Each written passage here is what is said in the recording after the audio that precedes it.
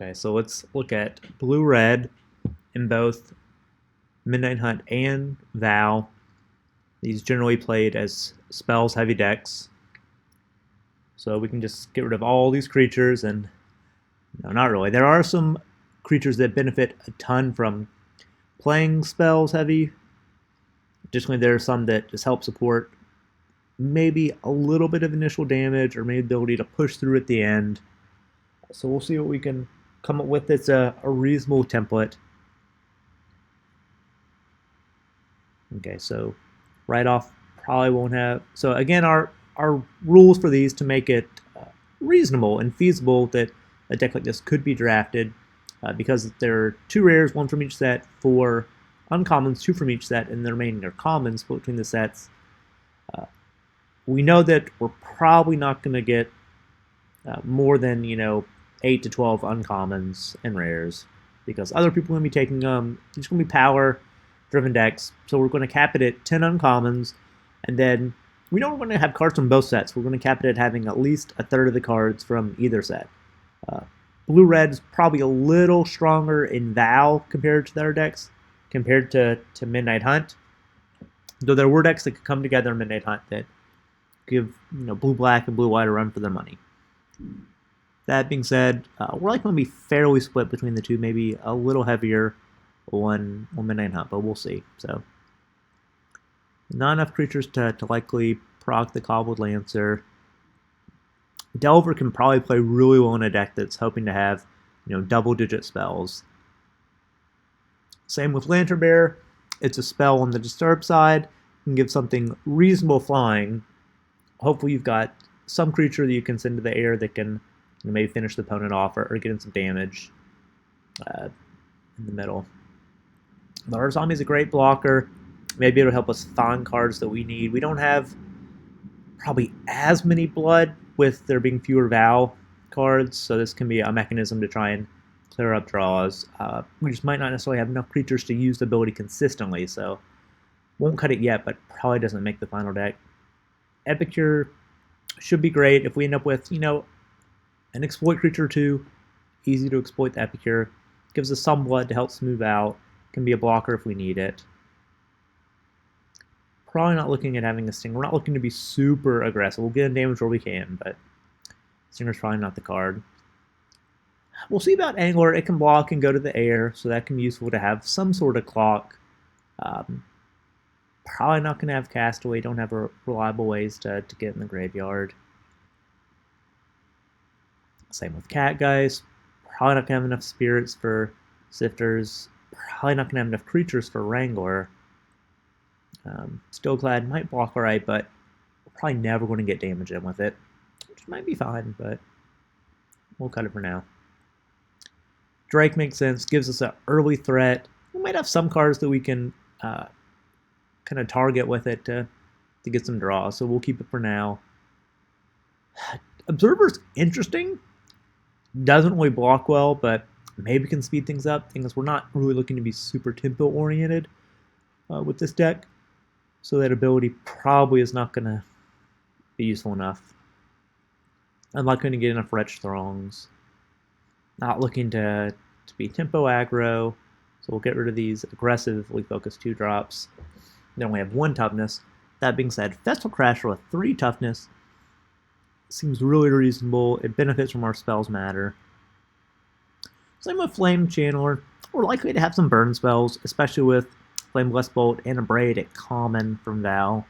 So it likely can serve to get some early damage, maybe a reasonable blocker, maybe use the backside to get some card advantage. We're not likely to see a Ridge Wolf.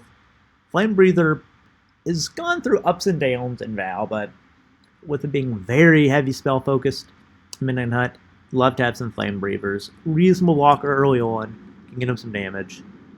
Probably not going to see the Harrier. We'd like an Astronomer. Again, it helps us kind of rummage through our deck. Isn't uncommon, so maybe a little tougher to see, but it's probably a deck that will benefit from it more than some other decks. Not going to be Wolf focused. Thermal Alchemist, we'll take as many of these as get. have rules for building these templates that no more than one of any uncommon, but We'll take any Thermalchus we can get in a spells heavy blue-red deck. Same with Visionary. Now it can't block. It still does give us another angle of maybe putting on some pressure and then drawing some cards, or drawing a card. Not like we see Binding Ice. We may have enough exploits, so we're not going to cut the egg yet. Egg can be so good if you can get a critical mass of exploiters, but with just one color blue and just half the set VOW exploiting, may not be able to reliably exploit the egg. It's still a good blocker though, and because opponents aren't necessarily going to know we have no exploiters, they may put some removal towards it that might otherwise have gone towards, you know, a Festival Crasher or another creature. Not going to see Component Collector. A-Bomb's great, but it's not quite on plan. With that being said, I'm not going to cut it in the first go-through just because it is so strong. Same with Nebelgast and Archivist. And I don't think we're going to have enough exploiters or even enough creatures to confidently feel like we can exploit this. And we need to have blockers that can block non-flyers as well. Loading Suitor is great in the VOW blue-red decks. We'll see, it may have a place if we have enough creatures in this one. We'll say VOW oftentimes had a steal and sack motif to it. It's just tough to feel confident that you'll be able to do that with just fewer VOW cards. So yeah, you can get a threaten effect from both sets, but you know there's only a few common and uncommon exploiters. So that does, I think, hurt this deck some. Probably not going to play Guest. Need a blocker. We're not going to get enough blood to make Blood Hit just actually play well. I never really liked having a Brimstone Vandal in the blue-red version in Midnight Hunt, but you know, we won't cut it quite yet. Because I mean, I liked having, you know, Fearful Villager, one of those, you know, in the VOW version. So we'll see. Don't really like the Infiltrator though. So Painter can be good with the spells matter. Not gonna have enough vampires. Definitely want a Wandering Mind if we can get it, because we plan on not missing with this. Gold Drifter's not great. Gutter Sculptor's not great. Organ Hoarder's fantastic. Repo Scab, we'll keep it for now. It's just we'll have to make sure we have enough creatures to actually exploit. In theory, Whispering Wizard would make sense. There's just way too much cheap removal to feel confident this is going to get many spirits for you. I liked Cruel Witness, maybe one of them in a VOW focused blue-red deck. It just doesn't really do as much when it comes down, so we'll see. Elementalists had never really played well. In Midnight Hunt, this might be a slow enough format that we could use it, and it's probably maybe even better Repo Scab, so we'll see. It might not make the cut though. Probably no Foragers, probably no Brigand. Raconteur in theory would make sense, but I think it's just going to be too slow when you add in the Midnight Hunt cards. Lightning Hunt, Wolf not really. So our walls to become not walls when they get angry. Actually ended up playing well by the end of the format for both blue-red decks in both formats. Not saying we want to overload with it, but it's tough to break through a 2-5 or a 2-6. I will say that the Weary Prisoner is probably not as good because it has to attack. So we'd probably take a Tavern Ruffian over it. And I'm not sure Ballista Watcher's where we want to be in this deck. Okay. Not really feeling these higher drops unless they really make an impact. The Ivory Scalp can be good. We'll see. Celebrants can be good.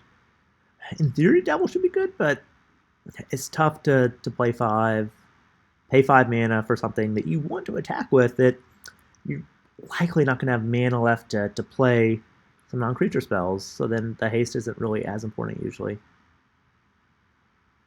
And then Dread Knight, usually you weren't happy to play that. Same with a Village Watch.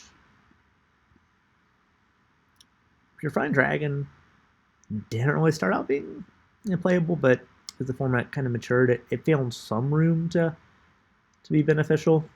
So we won't necessarily cut it right now, but being an uncommon and us having a 10 uncommon limit may not make the final deck. And then we didn't mind having a Skrillex at our top end. Gave some flying, gave a little bit of comfort with oftentimes being able to block and having Instance Matter theme. Unlikely to be able to proc Screaming Swarm. If we have to rely on Dreadlight Monstrosity, probably have done really wrong. Unlikely to get a carriage to work. And then really don't want to Pyro Spawn if we can help it. So, okay, down to 91. Let's go to the spells. So ideally, we're looking for cards that can trip, have a ton of utility and flexibility if we can, and then maybe some of those that can just end the game or give us some 2-for-1s or better. So, Elkstrevel probably doesn't do enough when there are other bounce spells that may, have a cantrip or work a little better for us, save our own creatures with a benefit like a Geist Wave. We like Consider, goes through the deck, 1 mana. Like Fading Hope. Secrets has a place because you can cast it again and you can draw. I'm not going to cut it quite yet. The format may be slow enough to play it. Generally, we would love to have an Anger plus maybe 2 or 3 more. It's just hard to feel like these are going to be around and available. Definitely going to play the Bolt and the Fire if we can. There's some flexibility with the Raise the Effigy, especially if our spells matter to bump our creature. We won't cut it quite yet, but it isn't something that you're really looking to play if you can help it. And then I'm going to need some counters because this is going to likely be a bomb-driven format with double the rares, additional uncommon. We're going to be able to keep our mana up. We're likely going to be playing a lot of instants, so we may be able to play a Syncopate. Maybe tough to play Lunar Frenzy, though I think it would play very well. We'll say we're not going to cut it because it is a good card. Okay. Having Cradle available can be really helpful if they try and burn out one of our key creatures, bounce it, something like that. Probably not going to play Geist Wave. Would like to get a Lunar Direction in there if we can. We'll see. Ambush probably too cute. Startle's good. It cantrips, gets a zombie that oftentimes can get in for 2 damage and can save ourselves some life or have a favorable block for us. Raid's great. Cathartic Pyre's great as well. Both abilities. Impulse, we can be low enough to the ground. It'll have a place in this blue-red deck, I think. So Mortalities, again, cute. It's asking to get blown out. We'll think about it because we do have some creatures like the Drake, for example, that benefit from being targeted. Probably I play that over Sure Strike. So probably end up playing Arcane Infusion. It's not as strong of a gold card as some of the other ones, but hopefully we'll have the instants and sorceries and we can use this effectively. It's just you want to be spending mana to be doing something if you can. But this is almost like a 2-mana cantrip with flashback. Chill's good to buy time and cantrips. Flip's good because we're going to have to counter some bombs. It gives us the decay token. Probably can't use our Geist Light Snare effectively. Tome's probably too slow. We're not going to be able to use Roost well. We're going to have better counters than Siphon Essence. I think we like Thirst in theory. There's maybe other card draw that we use that doesn't take up an uncommon slot and that maybe has a little more flexibility. We're in a tricky space because we want to have spells, but we want to be affecting the board if we can. We want to do Steel Sack, just not convinced that we're going to have the right setup to do it. Yeah, it's just tough to feel confident getting enough exploiters. We won't cut it yet, but Electric Revelation was strong in Midnight Hunt. Probably going to be strong here. Won't have enough creatures for the hearse. Or enough vampires to feel confident with the Retribution. We'll play a Slash. That was one of our stronger cards in Midnight Hunt. Same with Rush, especially with the cantrip. If we can get a Rending Flame, we'll play it. And I think Vampire's Vengeance will play very nicely. We're not going to kill too many of our creatures, especially when we aren't creature dense. We get the blood, probably kill all the decayed zombie tokens and other creatures. So Revenge is great. Scattered Thoughts might be able to be played. It played well in the VOW version, so we'll see. And then maybe Cover Up to get more spells back in. Burn the Curse, probably too expensive. Lacerate Flesh, too expensive. And then Seed Storm is how we're hoping to win some of these games. Okay, we're already down to 77. That's good. Let's make some more meaningful cuts now. And then we can look at uncommons and cards in each set. Okay.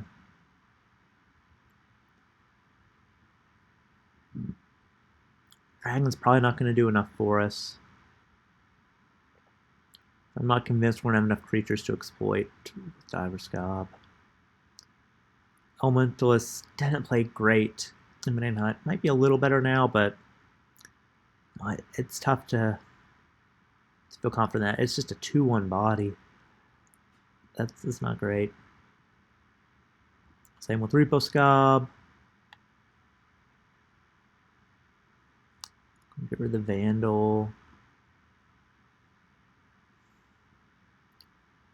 We're going to need more spells, which means we're going to have to cut some creatures, even if they're good.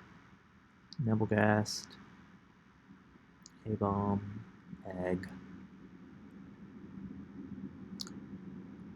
Angler's not quite where we want to be.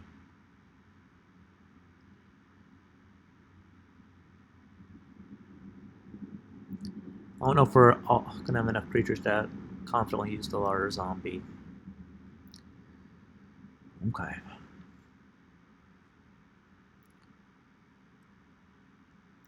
Oftentimes we're going to look to double spell, so I don't know if these X spells are going to work well enough for us. Raise probably isn't strong enough. Secrets, probably not as well. Might not have enough creatures to always have a good time to use Cradle.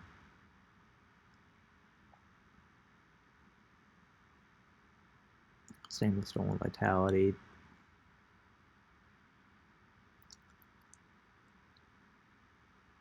We're not going to have enough exploiters. Enough to feel confident that we can play the threat and effects.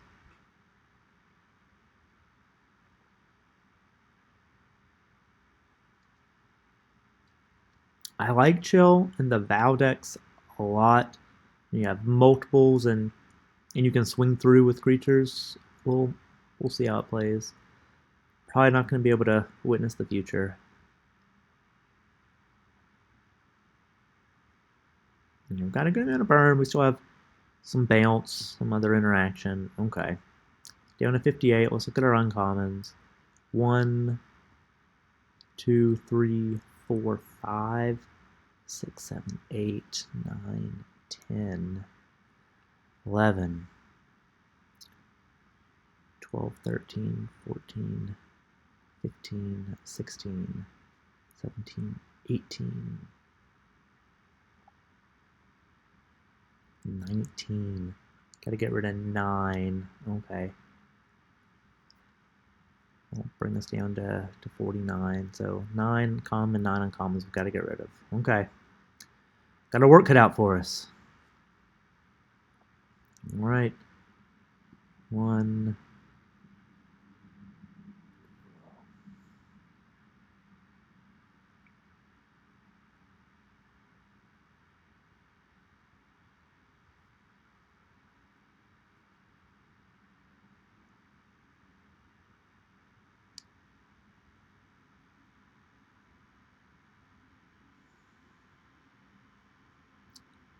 Got enough balance to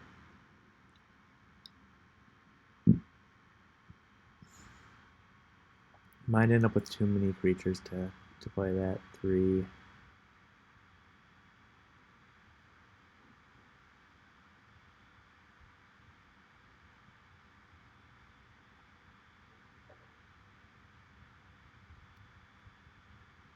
Ugh, jeez, it's tough.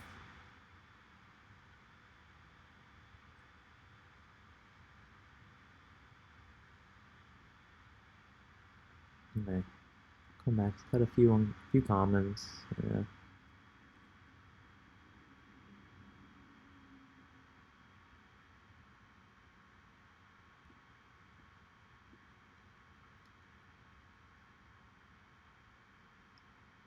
Just may not have enough creatures for a suitor.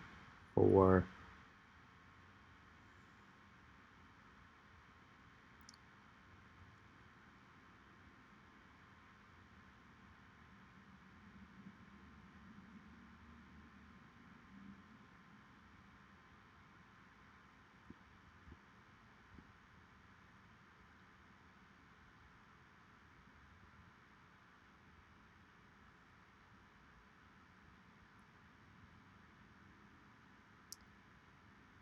might not be able to get all these uncommon burn spells.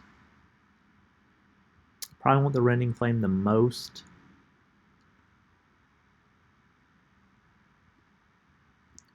Five. Okay. Gotta get rid of some of these creatures, I think.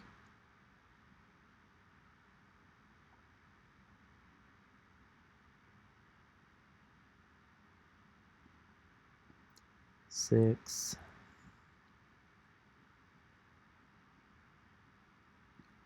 Seven.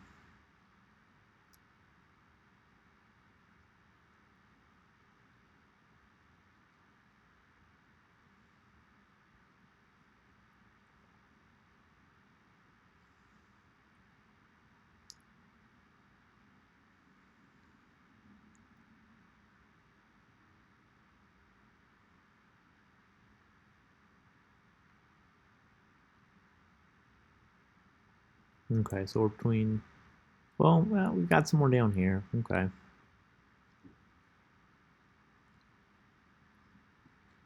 Eight.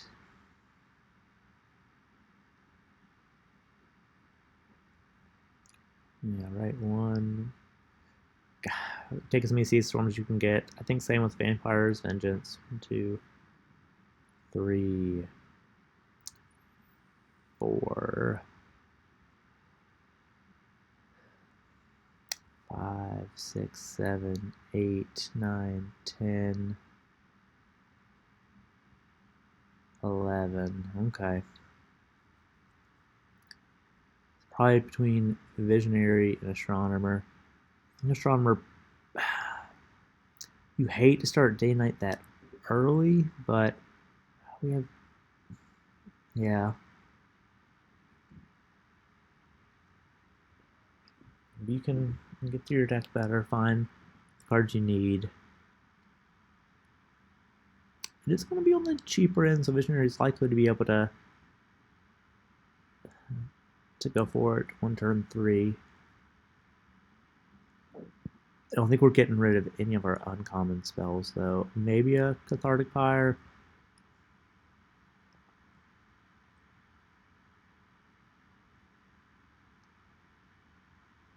Yeah.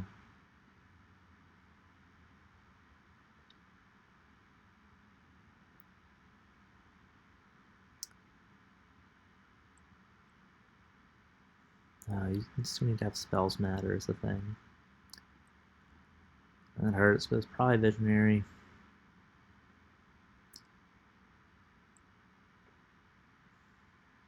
No, I don't think we can do that. Gotta hope you get a Visionary.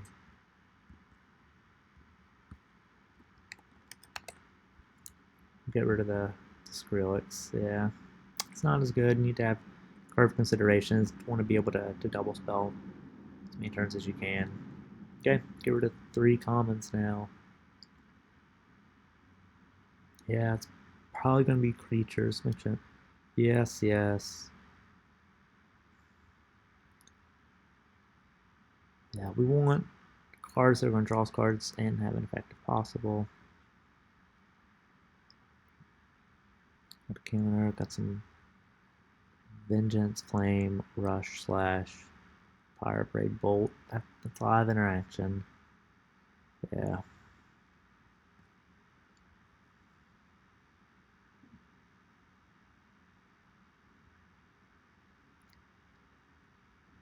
I like Epicure. I'm not sure if it's doing enough. If we cannot confidently get exploiters, okay, we'll cut an Epicure.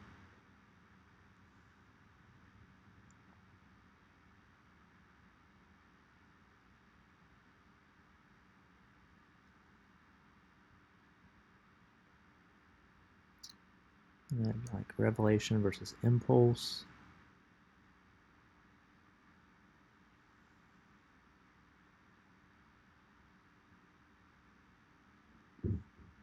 Revelation. Got a low enough curve. I don't think we have enough card draw, a low enough curve to go to 16 lands because you don't have the blood as much. It's tough to feel confident being able to do that.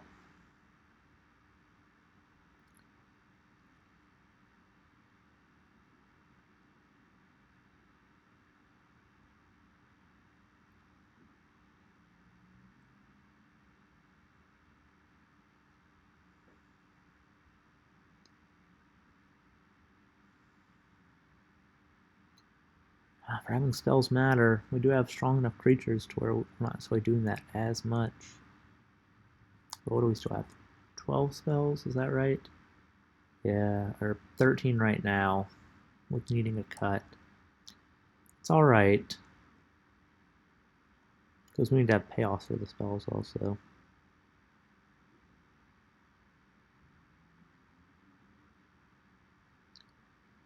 Might be wrong. We'll get rid of an impulse. Okay, so here's the way it can look.